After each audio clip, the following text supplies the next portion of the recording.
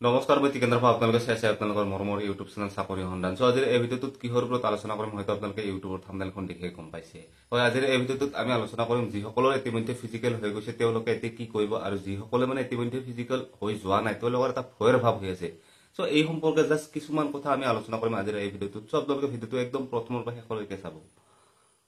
আজিৰ এই ভিডিঅ'টো বনোৱা এটাই উদ্দেশ্য, কিছুমান ল'ৰা ছোৱালী মানে কমেণ্ট কৰি আছে যে দাদা কিয় ভিডিঅ' আপলোড কৰা নাই আপুনি, এনেকুৱা ধৰণৰ। চ' যিহেতু মানে মোৰো ফিজিকেল বাকী আছে, এতিয়ালৈকে হৈ যোৱা নাই, আৰু এটা ভিডিঅ' যদি আপলোড কৰিব লাগে তাত ভিডিঅ'টো বনোৱাৰ পৰা এডিটিঙৰ পৰা থাম্বনেইলৰ পৰা বহুতখিনি কাম থাকে, আৰু মানে সেইখিনি টাইম যিহেতু মোৰ তাত নাই বৰ্তমান, সেইকাৰণে মানে মই ভিডিঅ' আপলোড কৰা নাই। যিহেতু ফিজিকেল এতিয়ালৈকে বাকী আছে, 3 তাৰিখে আছে মোৰ, যিহেতু ছেপ্টেম্বৰৰ 3 তাৰিখে আছে, আৰু আপোনালোকক নিশ্চয় ছেপ্টেম্বৰৰ 3 তাৰিখে লগ পাম, আপোনালোকে জানে। ঠিক আছে, এইকাৰণে বিশেষকৈ মই ভিডিঅ' আপলোড কৰা নাই, আৰু ভিডিঅ' আপোনালোকক আপলোড কৰিম যদি ফিজিকেল ভালে ভালে হৈ যায় তেতিয়াহে মই ভিডিঅ' আপলোড কৰিম বুলি ভাবিছোঁ। এতিয়া মানে ভিডিঅ' আপলোড নকৰোঁ। জাষ্ট এটা যিখিনি ল'ৰা ছোৱালী মানে ফিজিকেল পাছ কৰিছে তেওঁলোক মানে জাষ্ট এটা সৰু এডভাইচ দিবৰ কাৰণে এই ভিডিঅ'টো আৰু বিশেষকৈ বনোৱা হৈছে। চ' যিসকলে ইতিমধ্যে ফিজিকেল পাছ কৰিছে তেওঁলোকে জাষ্ট এতিয়া মেডিকেলৰ কাৰণে অনলি ফ'কাছ কৰক, বেলেগ একো মানে চিন্তা কৰিব নালাগে। তেওঁলোকে জাষ্ট অকল কি কৰক, তেওঁলোকে আপোনালোকে জানে মেডিকেল মানে হৈছে আমাৰ কি ফিটনেছৰ খুবেই প্ৰয়োজন। ঠিক আছে, আৰু মই ভাবো কাৰণ যিহেতু মানে 4বাৰকৈ মেডিকেল দিয়া এক্সপিৰিয়েঞ্চ, সেইকাৰণে মই ভাবো ল'ৰাজন মানে পুৰা ফিটনেছৰ প্ৰয়োজন। এতিয়া মানে অলপ জাষ্ট তেওঁলোকে যেতিয়া মানে থিয় হ'ব দিব জানো, ল'ৰাজনক মানে খাৰা হ'ব দিব, তেতিয়া মানে তেওঁলোকে মানে ফৌজত যোৱাৰ দৰে হ'ব লাগিব, ষ্ট্ৰং হ'ব লাগিব ল'ৰাজন। তেতিয়া মানে কিছুমান হয়তো মানে সৰু সুৰা পইণ্টত তেওঁলোকে লাগি নাথাকে।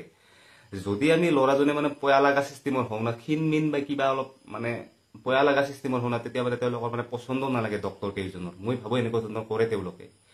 যদি আপোনালোকে ফৌজত যোৱা চিষ্টেমৰ ল'ৰা হয় বা ছোৱালী হয়, তেতিয়া মানে ক'লো দেখোন আপোনালোক মানে সৰু সুৰা পইণ্ট তেওঁলোকে লাগি নাথাকে। সেইকাৰণে ফিটনেছ খুবেই দৰকাৰ। আপোনালোকে যেতিয়া ক্ষীণ মিন হয় তেতিয়া আপোনালোকে এইকেইদিন বিশেষকৈ ভালকৈ খোৱা বোৱা কৰক, অলপ জাষ্ট বডিটো মানে ষ্ট্ৰং কৰক, লগতে মানে অলপ ফিটনেছটো ৰাখি দিয়ক। মানে ইমানো শকত নহয় যে মটো টাইপৰ হ'ব লাগিব, সেনেকুৱা নহয়। ঠিক আছে, এইটো এডভাইচ দিব আহিছোঁ। আৰু যদি কিবা সৰু সুৰা পইণ্ট আছে তেতিয়াহ'লে জাষ্ট চিকিৎসাৰ জৰিয়তে আপোনালোকে সেইখিনি ৰিকভাৰ কৰক। আৰু যদি কিবা ডাঙৰ পইণ্ট আছে তেতিয়াহ'লেতো এতিয়া সময় নাই, আৰু কাৰণ ছেপ্টেম্বৰ অক্টোবৰত চাগে ফাৰ্ষ্ট ৱেকত মানে হৈ যাব, কাৰণ 12 তাৰিখৰ পৰা আমাৰ ফিজিকেল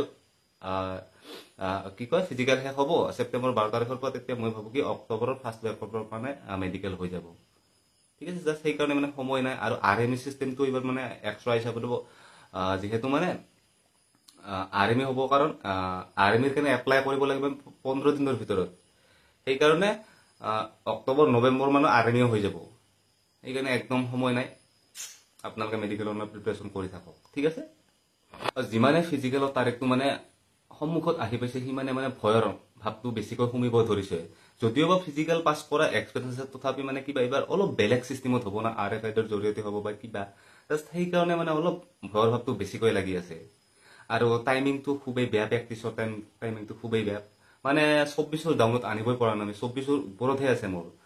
ধৰি লোৱা 28 মিনিট, 29 মিনিট, 26 মিনিট, 25 মিনিট এনেকুৱা ধৰণৰ টাইমিং লাগি আছে মোৰ। ইমানেই প্ৰেক্টিছৰ টাইমত বেয়া, আৰু তাতে গৈ বা কি হয় সেইটো নাজানো, কিন্তু তথাপিও মোৰ ফালৰ পৰা ফুল এফৰ্ট দিব চেষ্টা কৰিম। আৰু আপোনালোকে এইটো একদম মানে কৰিবই। লাষ্টত যিখিনি আমাৰ এপাক থাকে, যিটো আমাৰ লাষ্টত 9 মাইলত 1250 থাকিব, সেইটো মানে পাছিং সকলোৰে কাৰণে সেইটো মেইন মেটাৰ হ'ব। মানে লাষ্টৰ 1250টো কোনে কিমান এফৰ্ট দিব পাৰে সেইটোৱে হ'ব। সেইটোত যদি ভাল এফৰ্ট দিব পাৰো তেতিয়াহ'লে পাছ কৰিম, আৰু যদি ভাল এফৰ্ট দিব নোৱাৰো তেতিয়াহ'লে হয়তো যাবগৈ। এনেকুৱা ধৰণৰ মানে টাইমিং খুবেই বেয়া প্ৰেক্টিছৰ টাইমত। আৰু আপোনালোকৰ টাইমিংটো জনাব, যদি প্ৰেক্টিছ কৰি আছে কিমান টাইমিং লাগি আছে প্ৰেক্টিছৰ টাইমত। আৰু যিসকলে পাছ কৰি আহিছে তেওঁলোকে কমেণ্ট কৰিব যে মই পাছ কৰি আহিলোঁ ইমান টাইমিঙত। ঠিক আছে, আজিৰ ভিডিঅ'টো বিশেষকৈ এইখিনি আছিল। যদি আপোনালোকৰ ভিডিঅ'টো ভাল লাগিছে তেতিয়াহ'লে কমচে কম এটা লাইক কৰি দিব, আৰু আমাৰ এই চেনেলটো ছাবস্ক্ৰাইব কৰিবলৈ একদম নাপাহৰিব।